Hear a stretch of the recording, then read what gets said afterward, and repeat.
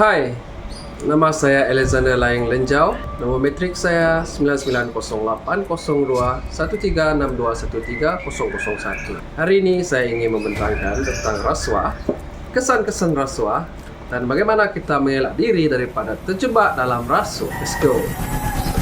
Apa itu rasuah? Rasuah adalah penerimaan atau pemberian rasuah ataupun suapan bertujuan supaya seseorang melakukan atau tidak melakukan perbuatan yang berkaitan dengan tugas rasmi. Contohnya, seorang pegawai atau agensi yang mengambil kontraktor ataupun tender dan meluluskan sesuatu tender tanpa pengetahuan agensi lain. Contohnya, mereka menawarkan manfaat seperti wang tunai ataupun aset dan harta bagi bertujuan untuk melakukan rasuah dan meluluskan kontraktor dan tender yang diingini tersebut. Okey, salah satu kesan rasuah terhadap pelajar, penyalahan gunakan dana pendidikan.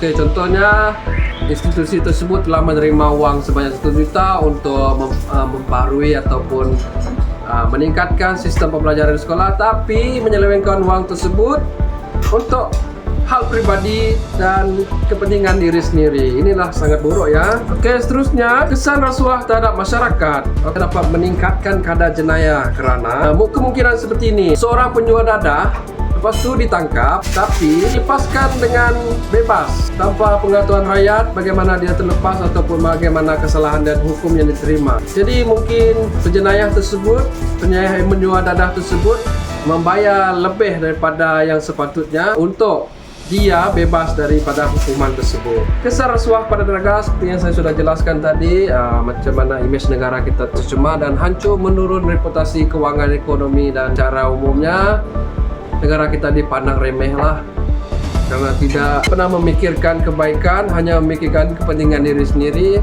dan memanipulasikan negara dengan dana tersebut. Maka dengan itu, negara perlu berintegriti tinggi. Siapakah yang perlu berintegriti ataupun jujur dalam setiap organisasi ataupun menjadi seorang pemimpin? Pemimpin negara haruslah berintegriti. Betul ke tidak? Betul sangat. Baiklah, jika seorang kepimpinan negara ataupun di mana-mana pemimpin jika tidak berintegriti, kemungkinan ia akan menyebabkan keburukan ataupun kehancuran dalam sistem organisasi tersebut. Jika seorang pemimpin itu mempunyai nilai integriti, kemungkinan negara tersebut negara yang cukup tegas, selamat, dan keselamatan keseluruhan negara ataupun keselamatan masyarakat tersebut lebih damai dan harmoni. Maka dengan ini saya ingin membawa kita semua dalam mencegah rasuah dengan mengatakan rasuah dihina, maruah dibina. Sekian, terima kasih.